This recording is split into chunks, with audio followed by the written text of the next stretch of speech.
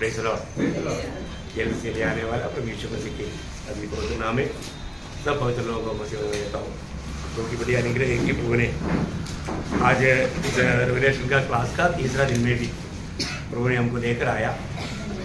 वास्तव में मैंने आपको पहले भी बताया, शैतान दो किताबों से बहुत नफरत करता है, एक उत्पत्ति किताब और एक प्रकटीकरण का किताब। क्योंकि उत्पत्ति में बहुत चतुराई से शैतान ने मनुष्य को बहका करके पाव में गिरा करके धरती सा नष्ट कराया, परमेश्वर के साथ का संगति नष्ट कराया और एकदम वो शैतान का गुलाम बनाया। उनका जीवन में जो आनंद था वो नष्ट हो गया, आशा नष्ट हो गया, ये सब पाप के कारण नष्ट हो गया। लेकिन मानव और इसलिए उत्पत्ति किताब पढ़ेगा तो वो बोलेगा ये तो कथा कहानी है, तुम इस पर विश्वास ना करो, वो बहकाता है। और जब प्रकाश का किताब में आएगा तो हम देखता है कि वहां पर शैतान का न्याय है, वो हमेशा के लिए अनंत आग में डाला जाएगा। शैतान चाहता है कोई भी लोग ये बात को ना जाने। मैंने आपको बताया कि उसको पहले उसको 1000 साल का राज के हमारे समय में उनको ये बोतल पिट में डालेगा, तो बाद में आखिर में उसको आनंद आग में डालेगा। ये उनका भविष्य में होने वाला न्याय की बात है। तो सबसे बड़ी बात मतलब उससे पहले शैतान अपना जोरदार काम करता है, जिन लोगों को नष्ट करना चाहता है, बर्बाद करना चाहता है और एक क्लास को मतलब ना सुनने के लिए बहुत प्रयास करेगा, ये सब करेगा। बहुत लोगों को बात को नहीं समझता। बहुत प्रभु का अनुग्रह चाहिए, बड़ी कृपा चाहिए, तब जाकर के हम इन वचनों को सही रीति में समझ करके उसमें बढ़ पाएगा। तो आज भी मैं अभी पीछे नहीं जाना चाहता हूँ, आगे बढ़ेगा, क्योंकि ये इतना टाइम में खत्म होगा, कुछ बोल नहीं सकता। आज भी आउटलाइन है, ये आउटलाइन क्लियर समझ में आएगा तो अंदर का बात सरल रूप में समझ में आएगा, इसलिए इस रीति में किया है। तो ये प्रकाशित वाक्य का किताब का ये ग्रंथ का एक बड़ा खूबी ये संज्ञा का किताब है। संज्ञा मतलब संख्या में बताया हुआ बहुत बातें, और उसमें अधिकतर बात 7 संज्ञा के साथ जोड़ा हुआ है। 7 संज्ञा है ना। मैं अभी ये वचन वाला में बताते जाएगा, वो विषय बताते जाएगा, आप लोग रेफरेंस और वो बात लिखते जा सकते हैं, क्योंकि सारे वचन पढ़ने के लिए टाइम नहीं मिलेगा। ओके, तो इसमें पहली बात 7 मंडली के लिए दूत है ना। 7 मंडली, देखो हर एक बातों में ये नंबर्स आएगा। इसका मतलब क्या है कि मतलब ये 7 नंबर किसको बोलता है? प्रभु का कामों का पूर्णता, प्रभु का पूर्णता नहीं, प्रभु का कामों का पूर्णता, वो याद रहना। पूर्णता बोल करके शॉर्ट नहीं करना, प्रभु का कामों का पूर्णता का संख्या है 7, ये ध्यान देना है ना। ओके, यहाँ पर हम देखता है कि पहली बात हम देखता है 7 मंडली को लिखो। बोलेगा तो 7 मंडली क्यों नहीं 8 आया? उसका कुछ कारण है, वो आगे हम प्रवेश करेगा तब बोलेगा। तो 7 मंडली मतलब प्रकाशित वाक्य पहला अध्याय का 11 वचन, और इसके बाद में हम देखता है 7 दीवट। 7 दीवट है ना, वही पहला अध्याय का 13 वचन। बहुत प्रार्थना के साथ रहेगा तो ये विषयों को भी हमें समझना बहुत जरूरी बात है। फिर हम देखता है कि 7 तारा, 7 तारा है ना, प्रभु के हाथ में 7 तारा है। प्रकाशित वाक्य पहला अध्याय का 16 वचन। मैं आपको जो बताएगा सब आप रेफरेंस लिखना, बाकी आपको बराबर मिलेगा, ये मतलब हिंदी में भी बराबर है। और 7 आत्मा, 7 आत्मा मतलब प्रकाशित वाक्य 4 अध्याय का 5 वचन। और 7 मोर, 7 मोर प्रकाशित वाक्य 5 अध्याय का 15 वचन। और 7 सिंह, 7 सिंह 5 अध्याय के 6 वचन। और 7 आंगे, 7 आंगे उसका वही सेम 5 का 6 वचन में है। और 7 तुरगी उसकी 8 अध्याय का 2 वचन। और 7 गर्जनाहट, गर्जनाहट उसका 10 अध्याय का 3 वचन। और 7 सिर और 7 मुकुट, ये एक ही वचन में आया, 12 अध्याय का 3 वचन। 7 सिर और 7 मुकुट। और 7 दूध, स्वर्ग दूध, 15 अध्याय का 6 वचन, और 7 कलश को क्या बोलता, कटोरा, 7 कटोरा, 15 अध्याय का 7 वचन, और 7 पहाड़े 17 अध्याय का 9 वचन। इसी प्रकार 7 का वर्णन हम देखते हैं।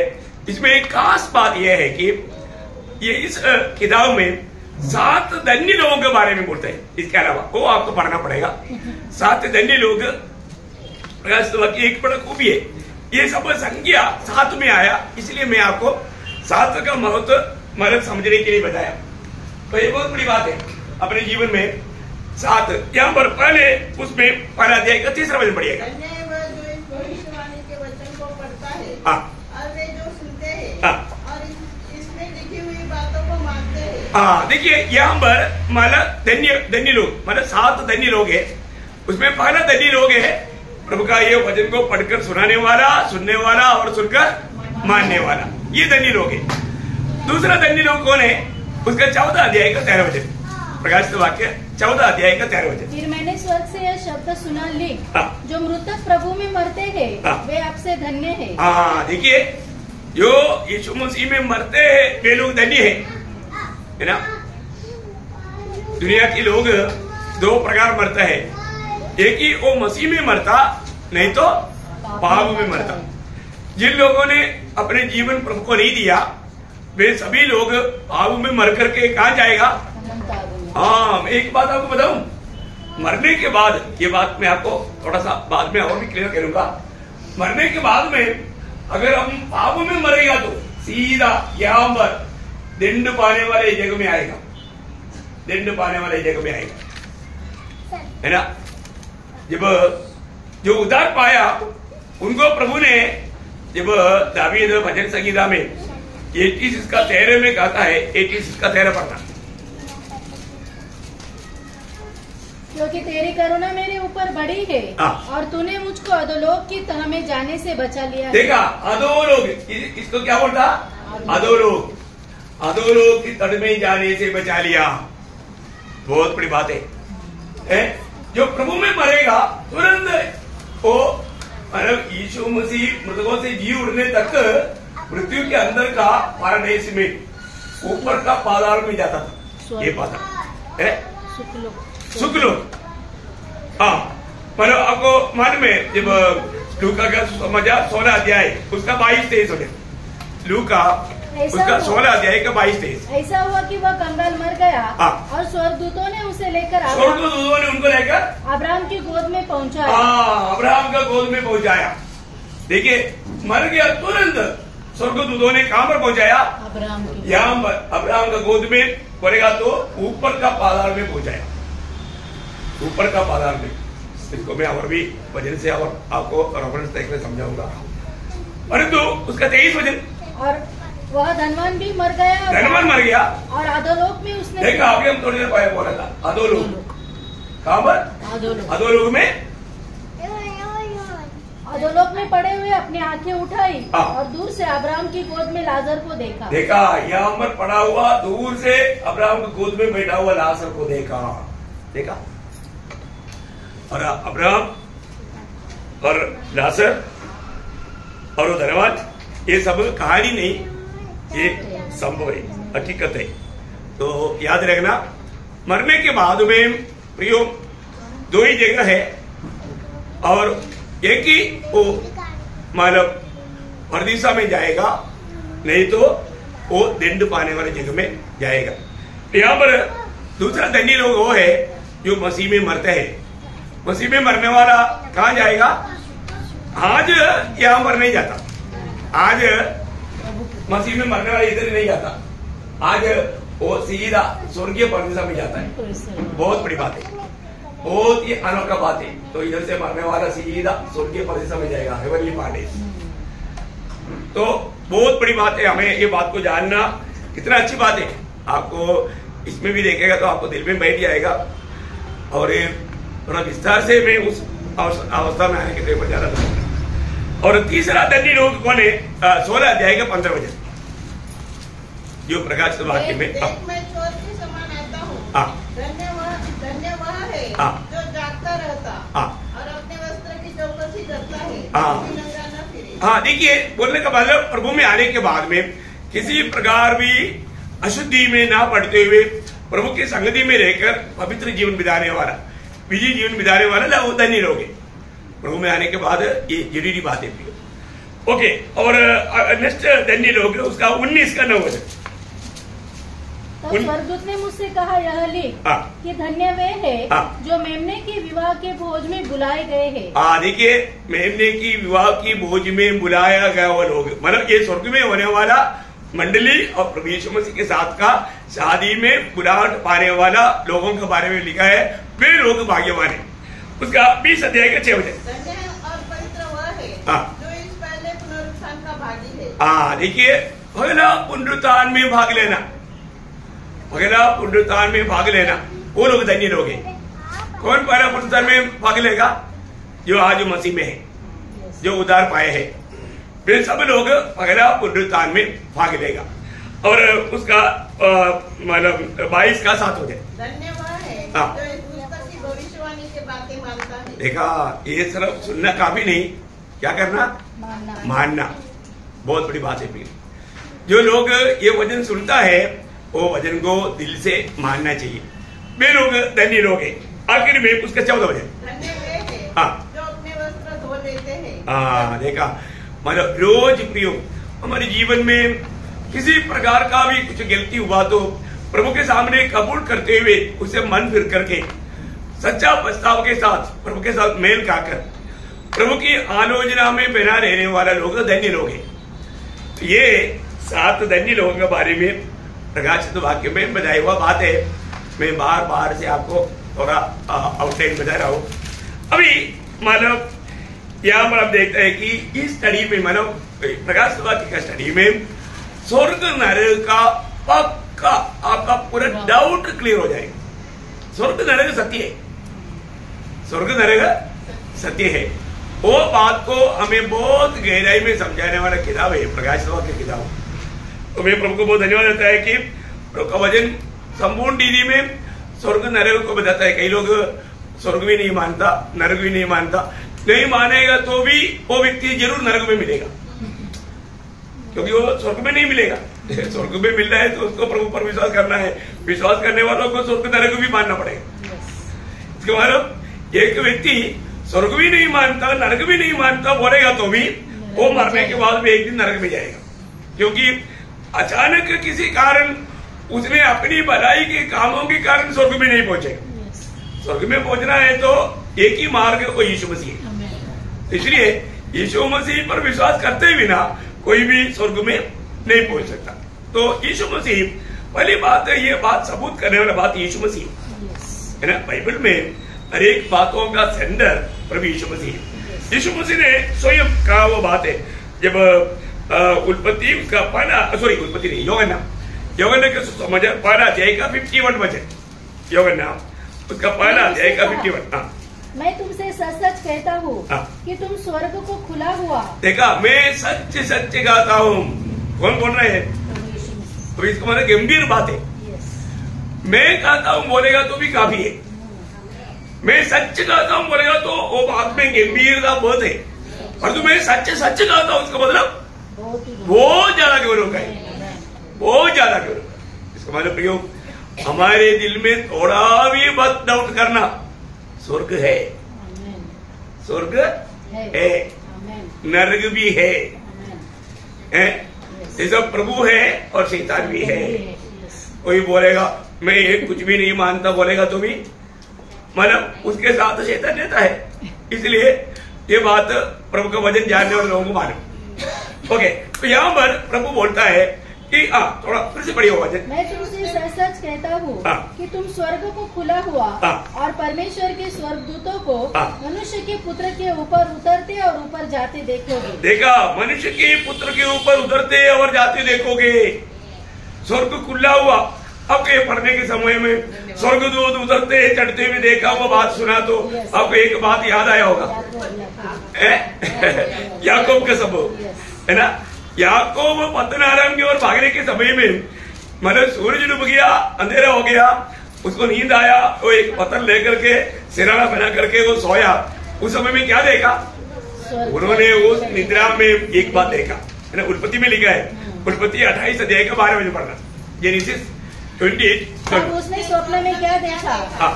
एक सीढ़ी पृथ्वी पर खड़ी है और उसका सिरा स्वर्ग तक पहुंचा है और परमेश्वर के दूत उस पर से चढ़ते उतरते हैं। देखा, ये याकूब ने स्वप्न में देखा वो बातें, और यीशु मसीह ने बोला वो बात प्रभु के पास आया जाया करेगा। बहुत बड़ी बात है ना प्रियो। स्वर्ग का बारे में आज दुनिया अनजान है, परंतु प्रभु का लोग अच्छी तरह उसको समझना चाहिए, है ना। यहेज के नबी जब हमारा केदार नदी के किनारे में बैठने के टाइम पर स्वर्ग खोला वो उन्होंने देखा, है ना। जब यहेज के नबी किताब उसका पहला अध्याय का पहला वचन, 30वें वर्ष के चौथे महीने के 5वें दिन मैं बंदियों के बीच कबार नदी के तट पर था, तब स्वर्ग खुल गया। स्वर्ग खुल गया, तब स्वर्ग खुल गया। देखिए मतलब स्वर्ग खुला, मतलब स्वर्ग है और स्वर्ग खुला, स्वर्ग खुला हुआ इसके नबी देख रहे हैं। और आपको मालूम है जब मतलब मसीहों में सबसे पहले रक्तसाक्षी स्तेफानुस को पथरवाह करने के टाइम पर स्तेफानुस ने क्या देखा? स्वर्ग खुला। जब प्रेरितों का काम उसका 7 अध्याय का 56 हो जाए। देखो मैं स्वर्ग खुला हुआ और मनुष्य के पुत्र को परमेश्वर के दाहिने ओर खड़ा हुआ देखा। मैं स्वर्ग खुला हुआ देख रहा हूँ। देखिए कितना बड़ी बात है प्रियो, है ना।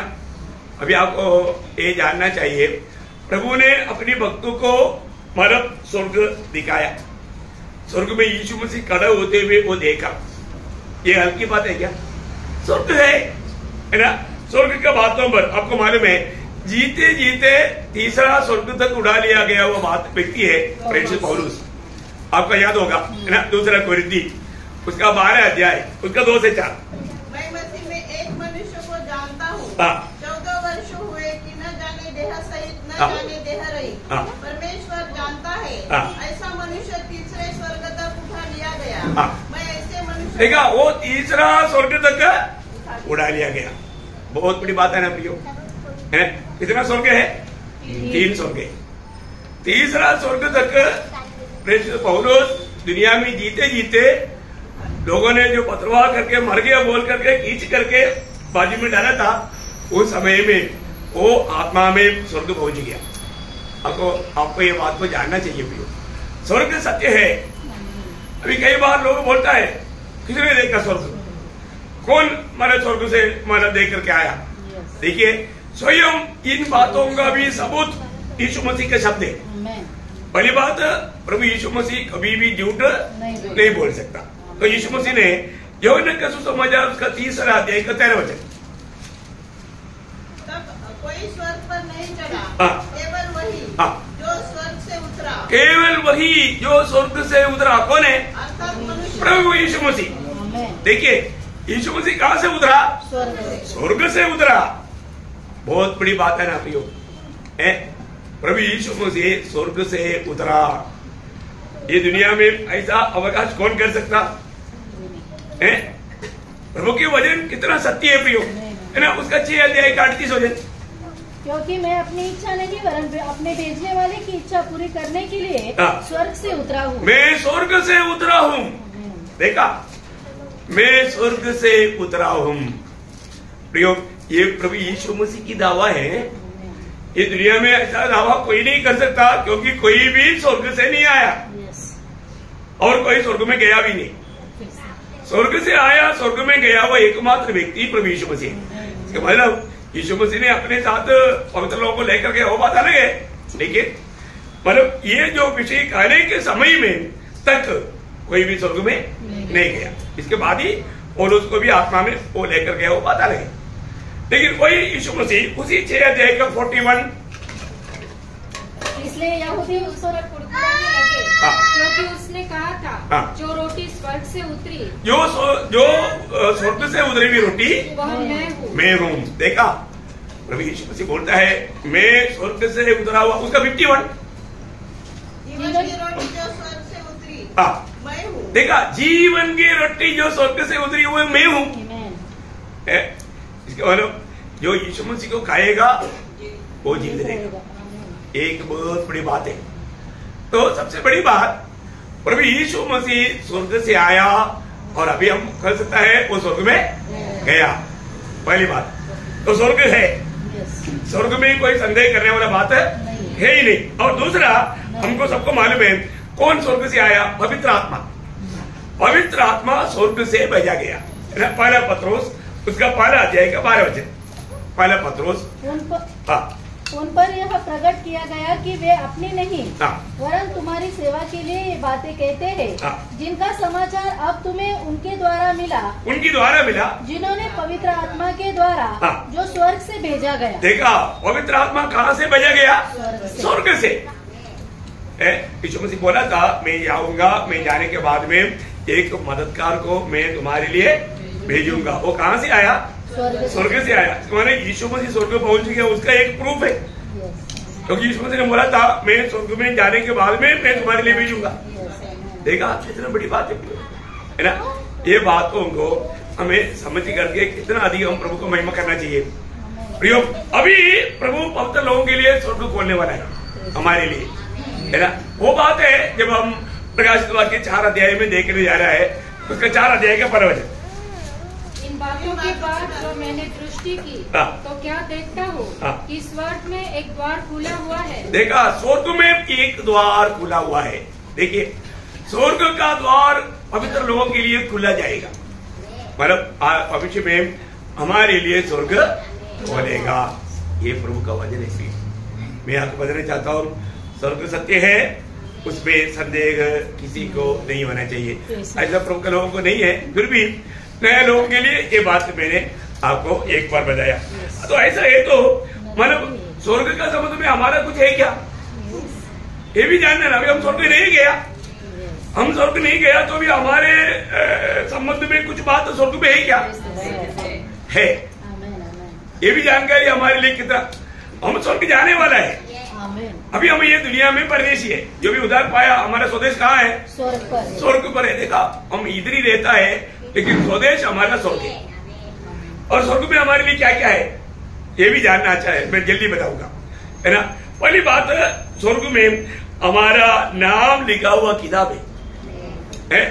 वहां के रजिस्टर में हमारा नाम लिखा, है ना। लूका 10:20 में चेलों के बारे में प्रभु ने बोला, तुम दुनिया की बातों में आनंद नहीं होना, कोई दुष्टात्मा तुम्हारा अधीन हो गया बोल करके तुम खुशी नहीं मनाना, अरे तो तुम्हारा नाम स्वर्ग में लिखा है। स्वर्ग में हमारा जो भी उद्धार पाया, जो भी जीवन पाया, जिन्होंने मसीह को पाया, उनका सबका नाम लिखा हुआ रजिस्टर है। उस रजिस्टर में मेरा नाम है। कितने लोगों को विश्वास है? नाम है ना? डाउट है? हाँ, ओके। तो वो बात प्रकाश के 20 का 15 में भी हम देखता है। 20 का 15। और जिस किसी का नाम जीवन की पुस्तक में लिखा हुआ न मिला, वह आग के बीच में डाला गया। हाँ, देखा, इसका मतलब हमको ये यकीन है हमारा नाम स्वर्ग में जीवन का किताब में लिखा हुआ है, क्योंकि उनका उद्धार हुआ, जिनका भी नया जन्म हुआ। दूसरा क्या है स्वर्ग में हमारे लिए?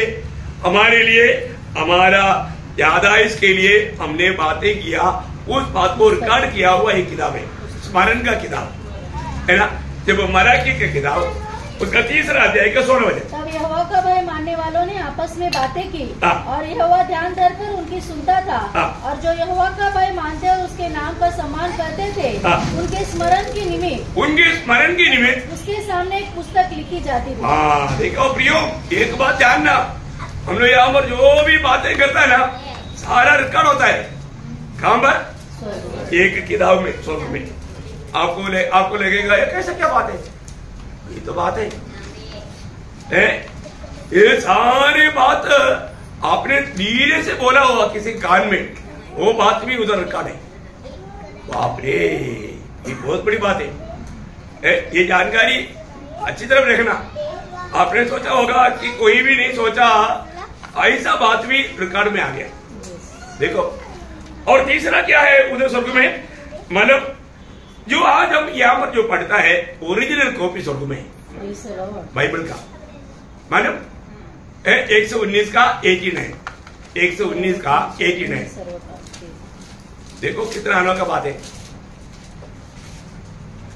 हे यहोवा, तेरा वचन आकाश में सदा तक स्थिर रहता है। देखा, तेरा वचन स्वर्ग में सदा के लिए स्थिर रहता है। आपको मालूम है यही वचन के द्वारा न्याय होने वाला है करके यीशु मसीह ने यूहन्ना 12 का 48 में कहा। देखा, क्योंकि ये है वो नियमावली। अभी हम लोग कोर्ट में जाएगा, मतलब आईपीसी है, उसके अनुसार लोगों का न्याय करता है। उसी प्रकार स्वर्ग में नियम है, वो नियम का पुस्तक प्रभु ने मेरे और आपके हाथ में दिया अपनी अपनी भाषा में। और आप पढ़ने के बाद में इस वचन को अगर तुझे मान करके मनमानी में करेगा, पकड़ा जाएगा। फिर आपको मालूम है अभी अपन इधर बैठा हुआ सब लोग मतलब पूरा आईपीसी पढ़ा है क्या, जानता है क्या? नहीं जानता। लेकिन इधर आप कोई भी विदाउट लाइसेंस का ड्राइविंग गाड़ी नहीं चलाएगा, उधर तो मालूम है। अगर कानून तोड़ेगा तो उधर पुलिस खड़ा है, पेनल्टी लगेगा, मिलेगा ना? मिलेगा है। तो जो जरूरतमंद बात हमको मालूम, और जो प्रभु का वचन वहां पर न्यायासन के सामने जाएगा तो प्रियो ये वचन के अनुसार न्याय करने के कारण ये वचन को हमें ठीक से जानना चाहिए, ठीक से सीखना चाहिए, पूर्ण रूप में अपने जीवन में लाना चाहिए। अगर नहीं लाएगा वो प्रभु, अब अभी आप सोचो एक जंगली व्यक्ति होगा, मतलब गाउटी पढ़ा लिखा नहीं, और जो किसी का कत्ल किया, कोर्ट में गया, मतलब उनको 14 साल का सजा। क्या कोर्ट? मैं पढ़ा लिखा नहीं है ना, मेरे को मालूम नहीं था ऐसा 14 साल जेल में पड़ा रहना पड़ेगा, मैं अनपढ़ है, मुझे माफ करो। माफी मिलेगा? नहीं मिलेगा। बोलेगा तू इंडिया में रहता है तो तुझे ये मालूम होना चाहिए था, तुझे मालूम होना चाहिए था। देखा, नियम किसके लिए भी बदलेगा नहीं। इंडिया के लोग अमेरिका में जाकर के जाने वाला बस में साइड में बैठ थूक करेगा, इधर का सही रहना तो क्या होगा, अकेला स्टॉपर वहां पर आएगा, रुकेगा, सीधा हाथ गला पकड़ेगा, लेके जाएगा, अंदर डालेगा। क्या बात है? मैंने तो कुछ गुनाह नहीं किया, किसी को मारा नहीं, कुछ चोरी नहीं किया, कुछ नहीं किया। क्या हाँ तू कहना हमारे इंडिया में चलता, वो इंडिया में चलेगा, अमेरिका में नहीं चलेगा। इधर आ गया तो इधर का नियम तुझे जानना चाहिए। स्वर्ग जाना है ना, स्वर्ग का नियम सीख लो, यहाँ पर ही सीख लो। स्वर्ग में अगर हमें रहना है तो यहाँ पर हमें वो बात सीख करके यहाँ पर ही हमें ट्रेनिंग करना है इसका है। अभी चंद्रमा में किसी को भेजना है तो ऐसे भेज देता क्या, चलो अच्छा एक यूट्यूब फॉलो, तुम चंद्रमा पे जाकर आओ, ऐसा है क्या? नहीं है ना, उसके लिए स्पेशल ट्रेनिंग देता। तो ऐसा है तो प्रियो प्रभु में आने के बाद में हमको रोज प्रभु ये वचन के द्वारा ट्रेनिंग दे रहा है। इस बात को अगर हम हल्का जानेगा धोखा हो जाएगा। ओ हमारे प्रभु कितना अच्छा है, हमारे लिए क्या कितना प्रेम दिया है। इसका मतलब क्या है कि मैं बोलने का अर्थ प्रयोग प्रभु का वचन वहां पर है। फिर क्या है, स्वर्ग में पवित्र लोगों का एक बड़ा संपत्ति वहां पर है। आपने जो भी किया, मत्ती की 6 अध्याय का 20 देखा, ये सब सही रीति में जानेगा तो पवित्र लोग प्रभु के लिए बड़े बड़े काम करेगा। हाँ, अपने लिए स्वर्ग में धन इकट्ठा करो, है ना। देखो आपको मालूम है ये जो हम लोग बहुत बात जैसे जानना चाहिए ऐसे नहीं जाना। ये जो कोई मानव दान करता है ना, आपको खाया पिया बेच गया, बचाए वो उसमें से आपने दिया और बोला मैंने दान दिया, गलत बात है, उसको दान नहीं बोलता। समझ में आया? दान वो है जो आपका जो जरूरत को बाजू करके आप दिया, उसको बोलते दान। नहीं तो उसको दान बोलना गलत है। आप समझ गए होगा। ज्यादा बोलने के लिए आएगा लोगों को गलत आइडिया आएगा, बात छोड़ देता हूँ। ओके, तो आगे बढ़ता हूँ। तो बोलने का अर्थ क्या है कि इसलिए ना भक्ति तक सही भक्ति को सही रीति में जानना। कई लोग क्या है ना, भक्ति जो नहीं है वो दिखाना चाहता और जो दिखाता वो है भी नहीं, ये दोनों गलत है, दोनों बात गलत है। लोग इसमें भी बहुत धोखा खाता है अपने जीवन में। प्रयोग हम लोग प्रभु में आने के बाद में हर एक बातों में कितना सीधा होना चाहिए, असलियत होना चाहिए। कोई भी नकली बात है तो प्रभु का दृष्टि में उसका कुछ भी मूल्य नहीं। शायद हो सकता है दुनिया हमारे तारीफ करेगा, लेकिन उसमें कोई फायदा नहीं। ओके, तो यहाँ पर हम देखता है कि हमारा बहुत बड़ा धन, सच में आज बहुत लोगों का मन स्वर्ग में क्यों नहीं मालूम है, उनका धन दुनिया में है। क्योंकि यीशु मसीह ने बोला जहाँ तुम्हारा धन है वहाँ तुम्हारा मन भी रहेगा। अब ये तो प्रभु ने बोला है तो ऐसे रहेगा। आत्मीय जीवन में बढ़ोतरी पाना है तो प्रियो हमें यहाँ पर रह करके स्वर्ग में धन इकट्ठा करना ही है। यीशु मसीह ने वो धनवान व्यक्ति को मानव स्वर्ग में धन मानव इकट्ठा करने का बात बताया, वो दुखी हो गया है। मतलब प्रभु ने उसको अच्छा बात बताया और उसको बहुत बड़ा बुरा लगा। आज भी ऐसा ही है। अगर हम असलियत में मानव जो सच्चाई बोलेगा तो बहुत लोग उसको मानव मिसअंडरस्टैंडिंग करें, उसको सही रीति में। और ये हर एक प्रभु के दास लोग ऐसा ही है, दासों के ऊपर गोली मारेगा। इसलिए सबसे बड़ी बात इस विषय में हमें अच्छा प्रकाश पाना चाहिए। सही प्रकाश पाएगा तो सबसे बड़ा अच्छा बात है। जरूर हमारे जीवन में हम जो भी प्रभु में करता है वो सब बात में एक बात जरूर याद रखना, अपन जो भी करता है अगर वो प्रेम में नहीं किया, कुछ ऐसा कोई मजबूरी में भी किया तो कोई प्रयोजन नहीं, कोई प्रयोजन नहीं। प्रेम में सभी काम प्रेम में करना। आज हम आया सब लोग प्रभु के प्रेम में आया ना, प्रभु के प्रेम में आया वो लोगों को प्रतिफल है, एक एक बातों का प्रतिफल है।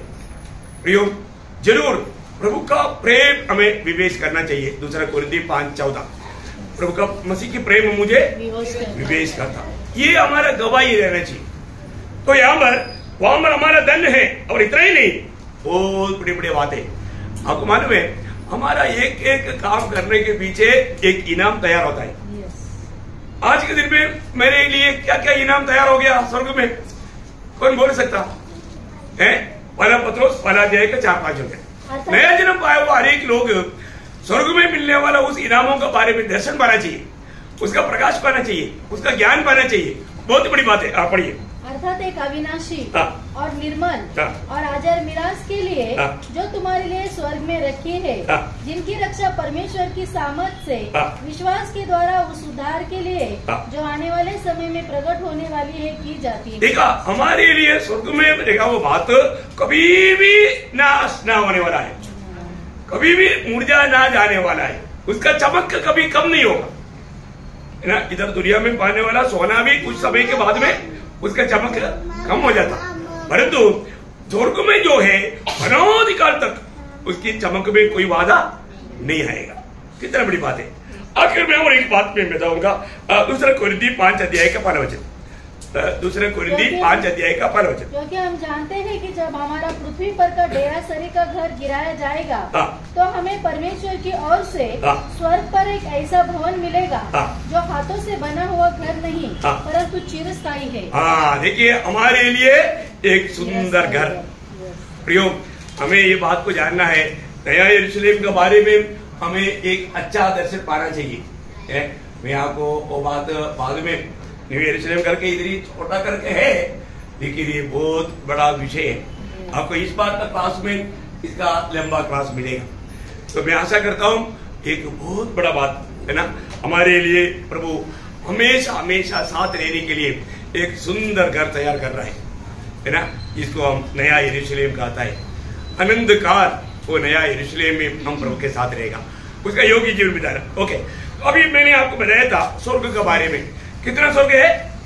कम से कम 3 स्वर के, है ना। अभी मैं ज्यादा उसके लिए मतलब वजन पढ़ाने की जरूरत नहीं, तो भी 1-2 वजन में आपको जरूरत के लिए पढ़ाता हूँ। अनुवाद व्यवस्था 10 अध्याय का 14 वचन। स्वर्ग और सबसे ऊंचा स्वर्ग भी है। स्वर्ग और सबसे ऊंचा स्वर्ग भी है। यहाँ पर भी आपको थोड़ा समझने के लिए कठिन देगा, इसके लिए नया नियम से एक वचन पढ़ाता हूँ। एफिसियों का पत्री 4 अध्याय का 10 वचन। और जो उतर गया यह वही है जो सारे आकाश से ऊपर चढ़ भी गया कि सब कुछ परिपूर्ण करे। एक्चुअली स्वर्गों के ऊपर चढ़ गया, ऐसा शब्द है, स्वर्गों के ऊपर चढ़ गया। बोलेगा तो स्वर्ग, स्वर्गादि स्वर्ग उसके ऊपर चढ़ गया, बोलेगा तो तीसरा स्वर्ग। वो तो हमने मतलब पहले मराठी में पता, जो खाली उतरला होता त्याने सर्व काही भरून टाकण्याच्या उद्देशाने सर्वोच्च स्वर्गावर आरोहण। सर्वोच्च स्वर्ग मतलब स्वर्ग, स्वर्गादि स्वर्ग और सर्वोच्च स्वर्ग, और तीसरा स्वर्ग को बोलता है सर्वोच्च स्वर्ग। तो जहां पर पिता का सिंहासन है, बहुत बड़ी बात है ना। तो मतलब ये बात अभी अपन थोड़ी देर पहले मतलब 2 कोरिन्थी 12 अध्याय में हमने 2 से 4 तक के वचन में, और उसने गवाही दिया था कि मैं तीसरा स्वर्ग तक उड़ा लिया गया। वो वापस एक बार पढ़िएगा। मैं मसीह में एक मनुष्य को जानता हूँ, 14 वर्ष हुए कि न जाने देह सहित न जाने देह रहित, परमेश्वर जानता है ऐसा मनुष्य तीसरे स्वर्ग तक उठा लिया गया। तीसरा स्वर्ग तक उठा लिया गया मतलब 3 स्वर्ग है, वो तीसरा स्वर्ग में पिता की उस हमारे सिंहासन तक पौलुस जाकर के आए। अभी आपको मालूम है पौलुस का गवाही एकदम सत्य बात है ना, बहुत बड़ी बात है। ओके, तो अभी यहाँ पर एक बात मैं आपको समझाना चाहता हूँ। ये जो यीशु मसीह जो क्रूस पर मर करके जी उड़ने तक का पवित्र लोग कहाँ जाता था? मतलब पुराने नियम की पवित्र लोग कहाँ जाता था? मरने के बाद में कोई स्वर्ग जाता था?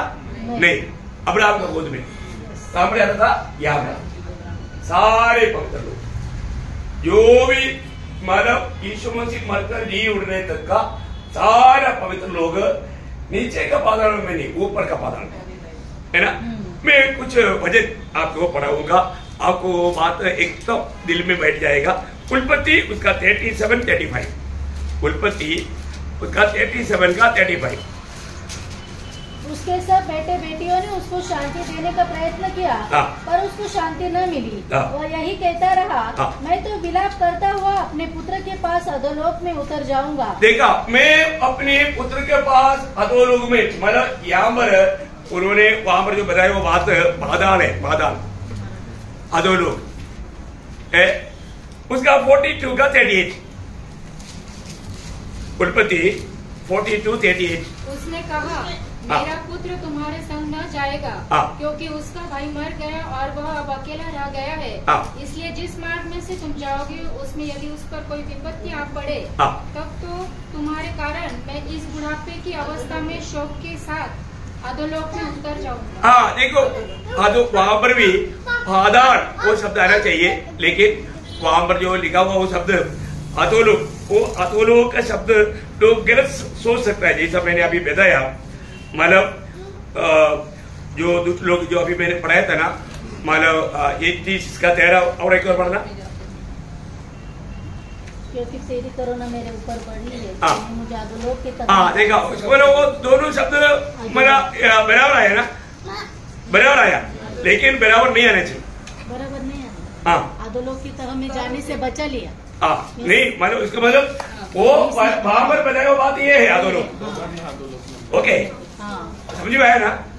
लेकिन यहाँ पर आधा आना चाहिए। वो मतलब वहां पर जो परिभाषा जो आया अधोलोकी आया, अधोलोकी आया, इसलिए मैं बोला। और भी 1-2 वचन पढ़िएगा, उसका 44 का 29, उल्पत्ति 44 का 29। अतः यदि तुम इसको भी मेरी आग के आड़ में ले जाओ और कोई विपत्ति इस पर पड़े तो तुम्हारे कारण मैं इस बुढ़ापे की अवस्था में शोक के साथ अधोलोक में उतर जाऊंगा। वहां पर सब अधोलोक शब्द आया हिंदी में वो बात कहता है 31।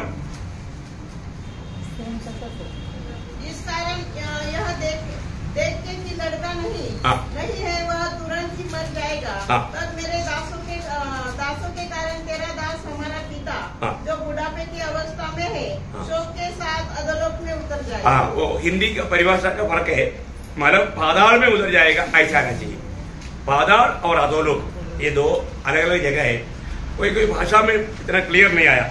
अब ईयोब की किताब 14 अध्याय का 13 वचन पढ़ना। ईयोब 14 अध्याय का 13 वचन। मतलब कहीं ना कहीं आपका भाषा में आएगा कि नहीं ये बात। भला होता कि तू मुझे अधोलोक में छिपा लेता। हाँ, अधोलोक आया। उसका 17 अध्याय का 13 वचन। ईयोब 17 का 13। यदि मेरी आशा यह है कि अधोलोक मेरा धाम होता। हाँ, देखा। अभी ईयोब कहाँ जाने वाला है? पाताल में। मतलब बोले क्या अर्थ है? आपका जो परिवार उसका 15-16 वचन 15-16।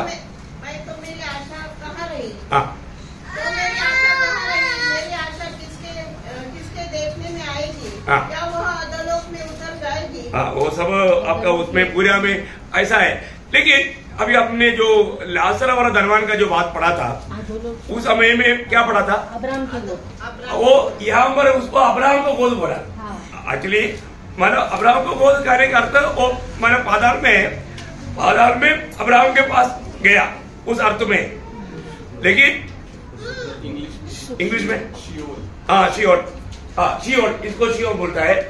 ऊपर का पाताल शियोर यहाँ पर गया। ओके, तो मतलब यीशु मसीह जी उड़ने तक का सारे पवित्र लोग कहाँ गया? जी उड़ने तक का सारे पवित्र लोग ऊपर का पाताल में। ऊपर का पाताल और नीचे का पाताल ऐसा इसका आना चाहिए। उसको अधोलोक भी बोलेगा तो भी चलता। लेकिन दुष्ट लोग कहाँ जाएगा? नीति वचन उसका 15 अध्याय का 24 वचन। नीति वचन उसका 15 अध्याय का 24। इसी रीति से वह अधोलोक में पढ़ने से बच जाता है। अधोलोक में पढ़ने से सब अधोलोक ही आया। हिंदी में भाषा का थोड़ा प्रॉब्लम है, आप लोग उसको समझना। उसका एशिया उसका 14 अध्याय का 9 वचन। एशिया 14 का 9।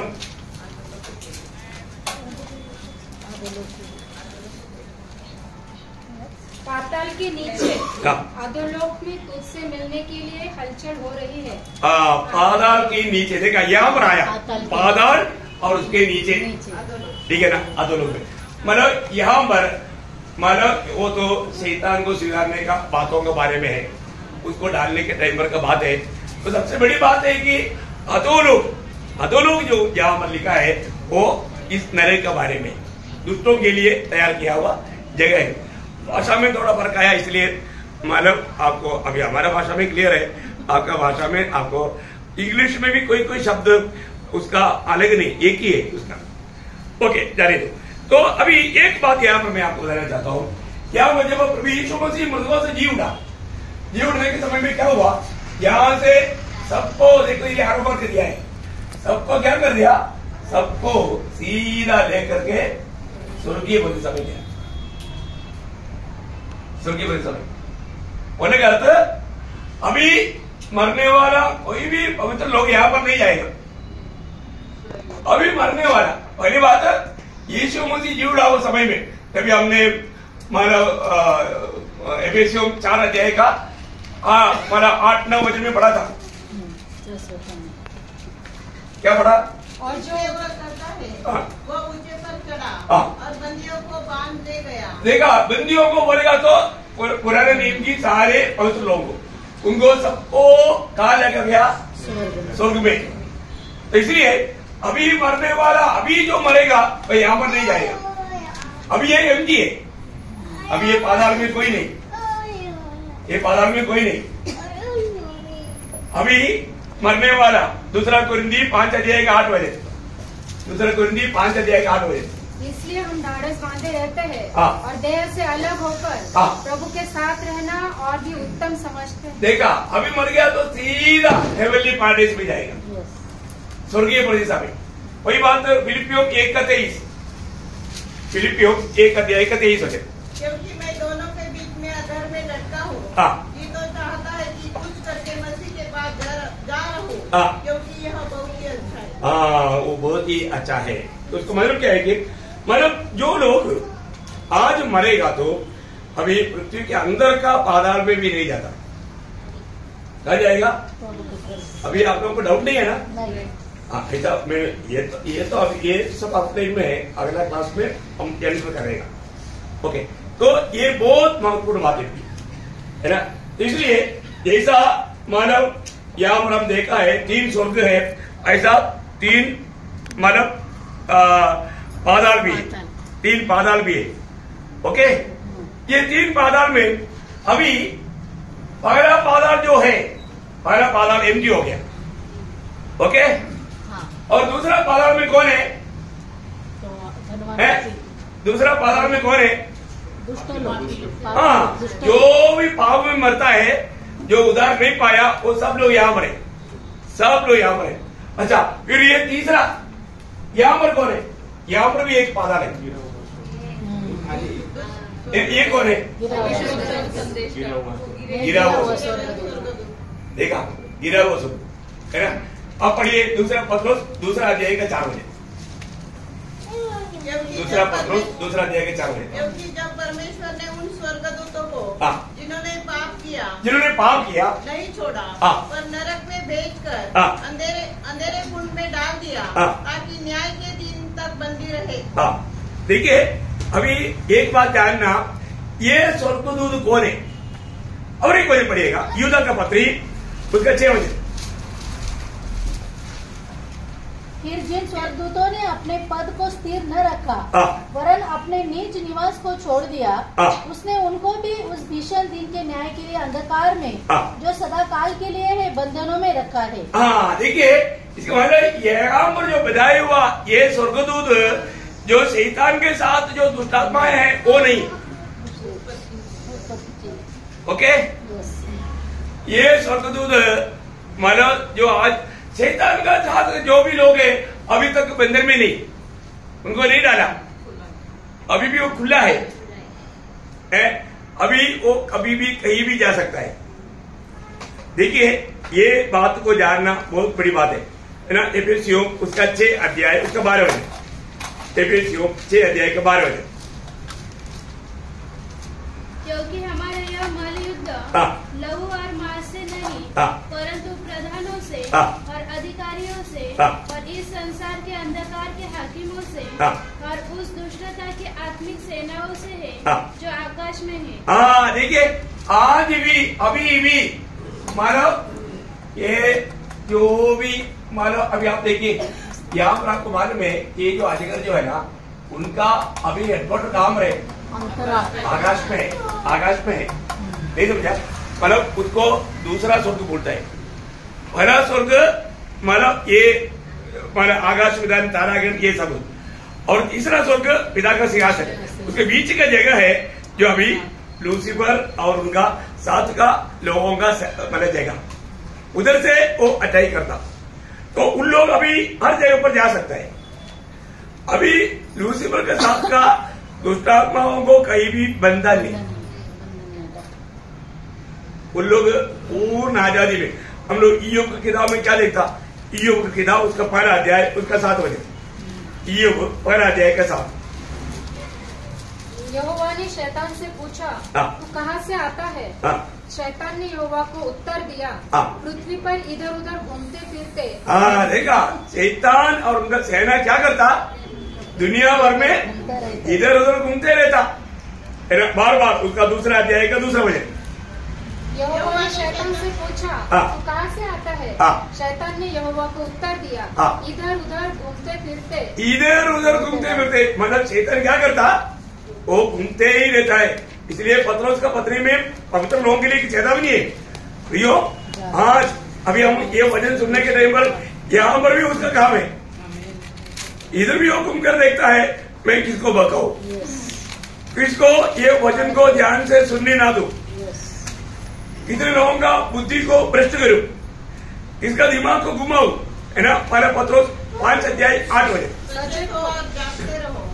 क्योंकि तुम्हारा विरोधी शैतान गरजने वाले सिंह के समान इस खोज में रहता है कि किसको फाड़ खाए। देखा, विश्वासियों को फाड़ खाने के लिए, उनको उनका आत्मीय जीवन से गिराने के लिए, उनका आत्मीय जीवन में ठोकर खिलाने के लिए वो प्रयास में है। प्रयोग सावधान, हमें कभी भी कैसे भी है ना, हमारा यात्रा को तक को रुका सकता है ना, है ना। जब पहला थिस्सलुनीकियों दूसरा अध्याय का 18 वचन में हम क्या देखता, इसलिए हमने अर्थात मुझ पौलुस ने एक बार नहीं परंतु 2 बार तुम्हारे पास आना चाहा, परंतु शैतान हमें रोके रहा। कौन? शैतान। अरे इतना सामत पाया हुआ प्रेरित पौलुस को शैतान रुकाया, आप देखा। इसलिए मैं बोला आज भी हम लोग यहाँ पर आया, कैसे आया? प्रभु की सहायता हम पर नहीं होता, आज यहाँ पर आया वो सब लोग इधर नहीं आता। प्रभु ने हमें मदद किया, पर तो बहुत बार हमको लगता है हमारे दिल में आया जा रहा है, ऐसे नहीं आया। प्रभु ने हमें बहुत बड़ा मदद किया, है ना। उसका मतलब क्या है कि अभी तक शैतान को कहां पर नहीं डाला, नरक में नहीं डाला, उसको बांधा नहीं, है ना। प्रकाशित वाक्य 12 अध्याय उसका 7 से 9 प्रकटीकरण। फिर स्वर्ग में लड़ाई हुई। हाँ देखा, अभी जब एक्चुअली ये लड़ाई कब होगा, है ना, जिस समय में प्रभु का पवित्र लोगों को लेने के लिए प्रभु यीशु मसीह आएगा, उस समय में ये लड़ाई होगा। आप लोगों को मैंने बीते में एक बार बताया था, आपको याद है? कब होगा? महाक्लेश दुनिया में शुरू होने से पहले मंडली को उड़ा ले जाने के लिए जब प्रभु आएगा उस समय। देखा, अब ये वो वचन पूरा पढ़ना 7 से 9 में लड़ाई हुई। हाँ मिकाएल और देखा, यहाँ पर वो चित्र है ना, मिकाएल और वो वार। ओके, वो वार। हाँ पढ़ लीजिए। मिकाएल और उसके स्वर्गदूत अजगर से लड़ने को निकले, और अजगर और उसके दूत उससे लड़े, परंतु प्रबल न हुए, और स्वर्ग में उनके लिए फिर जगह न रही। तब वह बड़ा अजगर अर्थात वही पुराना सांप जो इब्लिस और शैतान कहलाता है, और सारे संसार को भरमाने वाला, सारे संसार को, देखिए वो दुनिया में आने के बाद में उस समय से भरमाना सत्य रीति में शुरू करेगा, क्योंकि उसको मालूम में अभी थोड़ा समय रह गया। 12 का 12 वचन में शायद ऐसे लिखा है, 12 का 12 पढ़ना। और उसमें रहने वालों मगन हो, हे पृथ्वी और समुद्र तुम पर हाय, क्योंकि शैतान बड़े क्रोध के साथ तुम्हारे पास उतर आया है, क्योंकि जानता है कि उसका थोड़ा ही समय बाकी है। उसका थोड़ा ही समय बाकी है, मतलब उसको थोड़ा समय, मतलब ये जो शासक जो मिला है, ये महाक्लेश के समय के अंदर सबको बरमाना, एकदम कूड़ा मनाना। इसके बाद उसको मालूम है 1000 साल जाएगा, ये 1000 साल के बाद में थोड़ी देर के लिए उसको खोलेगा, फिर वो लोगों को भरमाएगा। आखिरी गोग माह को लड़ाई रहेगा, इसके बाद में सीधा उसका नंबर आएगा ही। देखो कितना भयंकर बात है, मतलब आपको क्लास का टाइम पर विस्तार से आपको समझाएगा। तो प्रियो ये चित्र है ना, वहां पर बड़ा लड़ाई होगा। 20 अध्याय का 12 वचन, प्रकाशित वाक्य 20 का 1। फिर मैंने एक स्वर्गदूत को स्वर्ग से उतरते देखा, जिसके हाथ में अथाह खून की कुंजी और एक बड़ी जंजीर थी। उसने उस अजगर अर्थात पुराने सांप को, जो इब्लिस और शैतान है, पकड़ के 1000 वर्ष के लिए बांध दिया। देखो 1000 साल के लिए बांध करके कहाँ पर डालेगा? यहाँ पर, ये यहाँ पर डालेगा 1000 साल। अच्छा फिर ये कौन है? ये जिसको भी उत्पत्ति क्लास मिला उनको याद है ना। इवन अपन पुराना रेवलेशन का क्लास में भी बताया है, कौन है वो? जो उत्पत्ति में हम लोग देखते हैं, उत्पत्ति की किताब 6 अध्याय उसका दूसरा वचन पढ़ना। तब परमेश्वर के पुत्र ने मनुष्य की पुत्रियों को देखा। परमेश्वर के पुत्रों ने, इसका मतलब ये परमेश्वर के पुत्र कौन है? स्वर्गदूत है। देखा, आपको मालूम है, मतलब स्वर्गदूतों को भी कौन चाहिए? एक्चुअली स्वर्गदूतों को भी मनुष्य चाहिए, क्योंकि वो आत्मा है, वो स्वयं आकर के ऐसा नहीं कर सकता। तो उसका मतलब क्या है गया? उस समय के कुछ लोगों को ये स्वर्गदूतों ने अपने वश में लिया, नहीं समझा? देखो, और उनके द्वारा उस समय में जो उत्पन्न हुआ वो दानव उत्पन्न हुआ है। उसका 4 वचन। उन दिनों में पृथ्वी पर दानव रहते थे। देखा, दानव रहते थे, मतलब ये वो लोग कैसा है? स्वर्गदूत मनुष्य में आकर के मतलब मनुष्य पुत्रियों के साथ शादी किया, उस प्रकार उत्पन्न हुआ संतान राक्षस लोग हो गया, दानव लोग हो गया। उन लोग मरने के बाद में उनकी आत्मा सीधा अभी भी यहां पर है मनुष्य का, और दो दूध की आत्मा यहां पर है, बात कर रखा। समझिए आया? उन लोगों में आया हुआ वो व्यक्तियों की आत्मा यहां पर आया, और उस दूधों की आत्मा यहां पर आया, दूध इधर ही आया न्याय के दिन के लिए। बहुत भयंकर बात है ना, आपको समझ में आ रहा है ना? समझ में कोई दिक्कत नहीं है ना? हाँ, ये बात है ना? तो इसको मतलब बहुत लोगों को एक डाउट रहता है, तो मनुष्य पुत्र करके स्वर्गदूतों को है ना पुत्र करके क्यों कहा, है ना? ये एक डाउट लोगों का है। वो डाउट थोड़ा क्लियर करने के लिए कुछ वचन पढ़ाता हूँ। ईयोब की किताब उसका 5 अध्याय का 6 वचन। ईयोब, एक दिन यहोवा परमेश्वर के पुत्र उसके सामने उपस्थित हुए। कौन है पुत्र? स्वर्गदूत। स्वर्गदूत। देखा, ये पुत्र यहाँ पर जो कहा है, ये स्वर्गदूतों के बारे में बताया। उनके बीच में कौन भी खड़ा हो गया? शैतान भी, है ना? वो प्रयोग उसका 2 अध्याय का 5 वचन। फिर एक और दिन यहोवा परमेश्वर के पुत्र उसके सामने उपस्थित हुए। हाँ, देखा, ये पुत्र करके किसका बारे में कहा? स्वर्गदूतों के बारे में, है ना? बिल्कुल एक साफ बात है। स्वर्गदूत अभी वहां पर कई लोग क्या बोलता है, सेठ का संतान को मनुष्य का पुत्र कहा गया करके कुछ लोग वाद विवाद करते हैं। हमने कोई वाद विवाद नहीं, एक्चुअली ऐसे नहीं है, ये स्वर्गदूतों का बात है ना? स्वर्गदूतों के बारे में बहुत बार कई जगह पर मतलब अभी भी मतलब उनको देवपुत्र करके सेठ के संतान को नहीं बताया, परंतु स्वर्गदूतों को बहुत जगह पर बताया, है ना? मैं उसके लिए रेफरेंस दूंगा।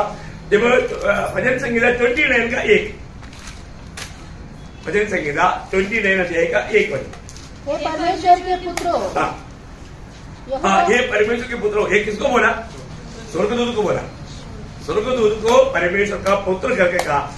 उसका 89 का 6, 89 का 6। हे यहोवा, मेरी प्रार्थना की ओर कान लगा और मेरे गिड़गिड़ाने को ध्यान से सुन। बलवंतों के पुत्रों में से कौन है जिसके साथ यहोवा की उपमा की जाएगी? हाँ, बलवंतों के पुत्रों से, या वो भी स्वर्गदूतों के बारे में कहा गया। बलवंतों की पुत्र स्वर्गदूतों के बारे में कहा गया। दानियेल 3 का 25, दानियेल 3 अध्याय का 25 वचन। मतलब मैं इस बातों को इतना रेफरेंस क्यों पढ़ा रहा हूँ, मतलब वहां पर जो परमेश्वर का पुत्र करके जो कहा है वो सेठ का संतान के बारे में नहीं, दूधों के बारे में है, इसलिए मैं आपको बता रहा हूँ। और चौथे पुरुष का स्वरूप ईश्वर के पुत्र के सदृश है। देखा, एक ईश्वर के पुत्र के सदृश, मतलब स्वर्गदूत को ईश्वर का पुत्र करके नाम दिया। जब लूका उसका 20 अध्याय का 36 वचन, लूका उसका 20 अध्याय का 36 वचन।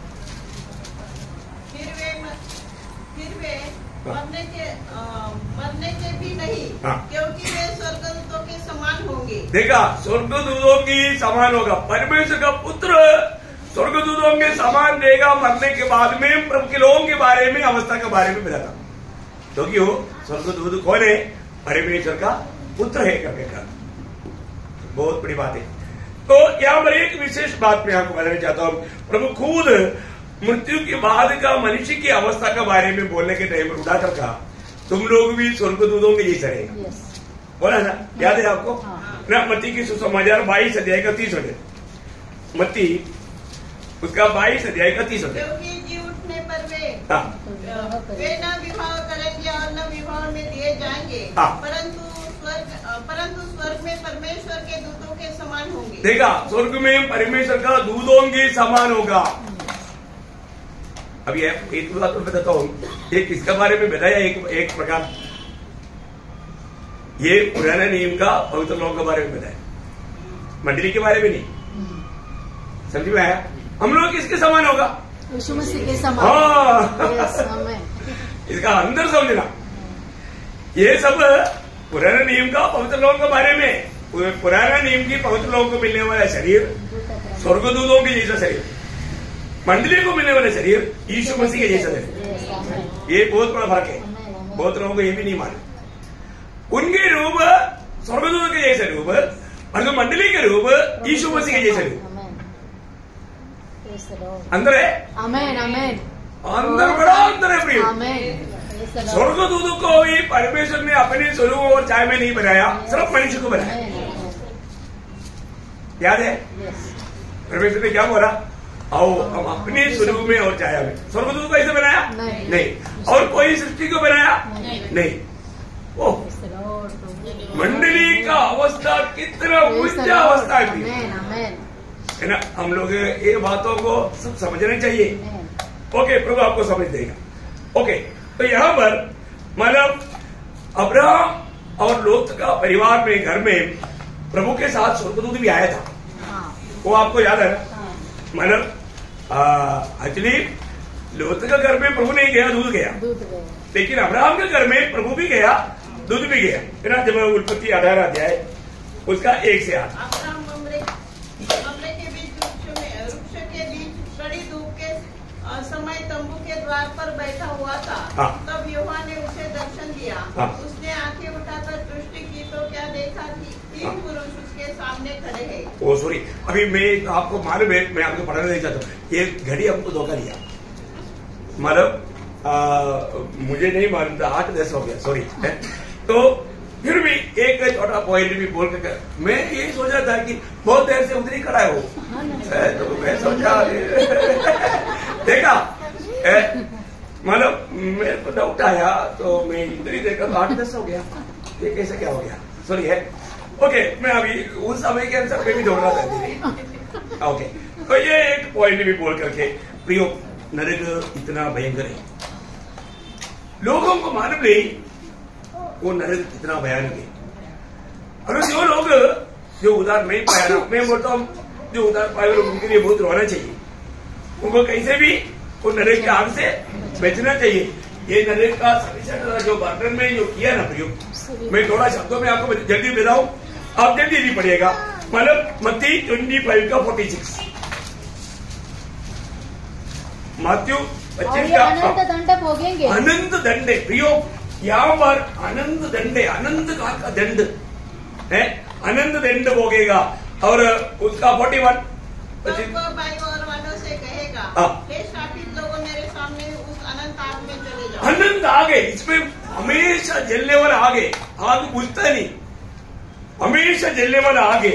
और यशायाह 33 का 14, यशायाह 33 का 14।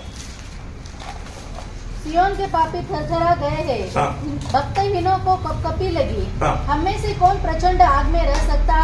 प्रचंड आग है, प्रचंड आग।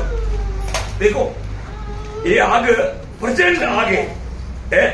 मत्ती उसका 13 अध्याय का 41-42।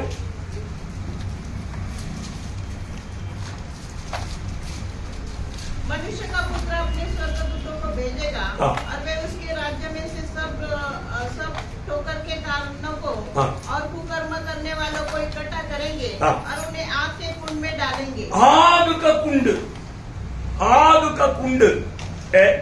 मैं कम शब्दों में पढ़ाऊंगा, मत्ती 3 का 12।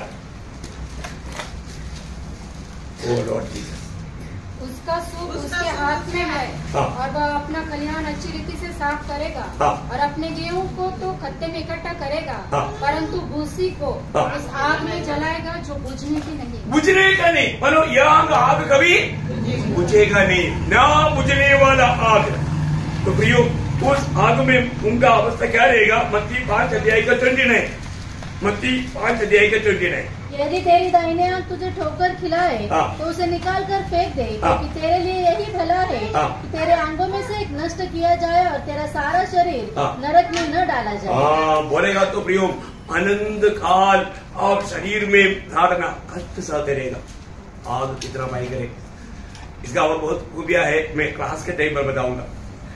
ये था एक प्रकाश के वाक्य का किताब का आउटलाइन का पाठ। सर भैया अभी आउटलाइन में आया, हम लोग प्रवेश कल से मतलब अगला क्लास से मतलब संडे से प्रवेश करेंगे। प्रकाश के वाक्य 1 अध्याय का 1 वचन से शुरू हो जाएगा। इतना आउटलाइन आकर आपको थोड़ा समझ में आ गया तो आगे हमको मतलब फिर भी जल्दी नहीं जा पाएगा, क्योंकि बहुत गहरी बात है। तो ये आउटलाइन आपको समझ में आने से बहुत बातें समझाने के लिए मुझे आसानी रहेगा, इसलिए 3 क्लास आउटलाइन में आपको बताया। जरूर मैं आशा करता हूँ आपको टोटल में आनंददायक का बहुत बातें संक्षिप्त में आपको समझ में आया होगा। तो प्रभु आपको बहुत आशीष दे। इन वचनों के द्वारा प्रभु ने सबसे बात किया है कि कोई भी आनंदाग में नहीं जाना, जिसका भी उद्धार नहीं हुआ जल्दी उद्धार पाना, क्योंकि प्रभु किस घड़ी को आएगा किसी को मालूम नहीं है, किस घड़ी को मृत्यु के द्वारा दुनिया से अलग होगा ये भी किसी को मालूम नहीं। इसलिए अपने आत्मा को नष्ट ना करो, आनंदता का तैयारी करो। प्रियो बाद में मौका नहीं, ये एक ही जिंदगी एक ही मौका है, इसको नष्ट ना करो। तो आप सबको आशीष दे, सबको महिमा मिले। आमीन।